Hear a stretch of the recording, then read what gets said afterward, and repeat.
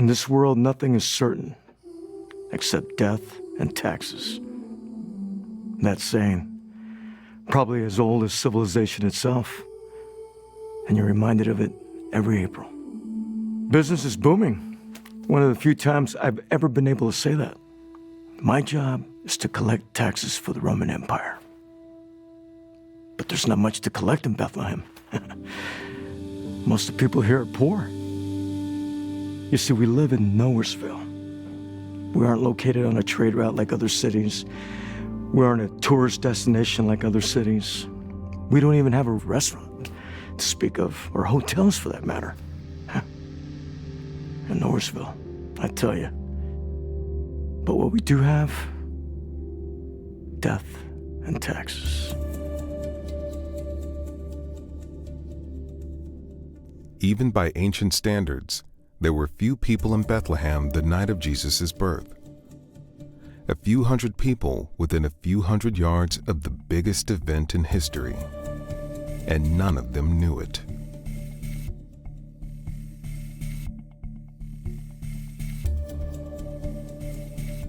Theoretically, in your world, the census is about gathering information, not about collecting taxes. In the United States and other modern countries, a census is taken every 10 years or so. It is very expensive and time-consuming to take a census. The main purpose of the census is to help governments better allocate resources and services, and to help guide policies and practices on voting, gathering information. Yeah, we don't observe that nicety. Whoever comes to register for the census also has to pay a tax. The government has to cover the cost of taking the census somehow. But the tax is really rather small. The real cost? It's the travel to get to the place where you register for the census. So why is my business booming? Caesar Augustus has declared an empire-wide census. Part of the census is a tax valuation of real estate. If you own a significant amount of land somewhere, you have to go back to the land and get it assessed in person by yours truly, the local tax collector. According to ancient Jewish law, Jews are not supposed to transfer land outside of their family. You can imagine that in Israel, property owned in ancient times has been split many times through the ages. Many people who own any significant amount of land in the Bethlehem area have to come here from wherever they live. It would be so crowded. The traffic, the parking, no hotel rooms. People have to make do with whatever they can get.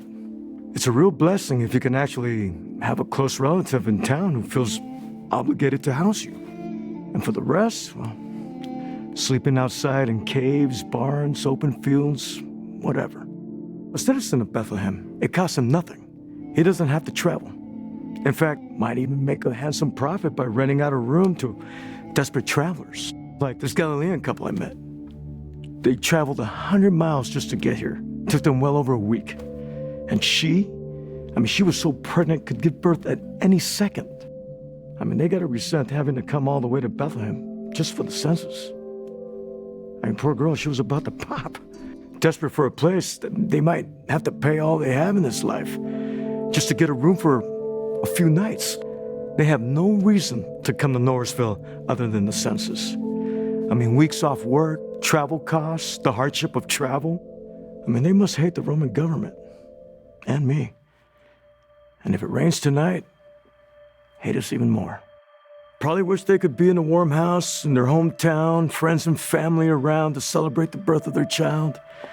And here in Nowheresville, we offer old houses and worn-out shepherds. It's been 1,000 years since something important's ever happened here.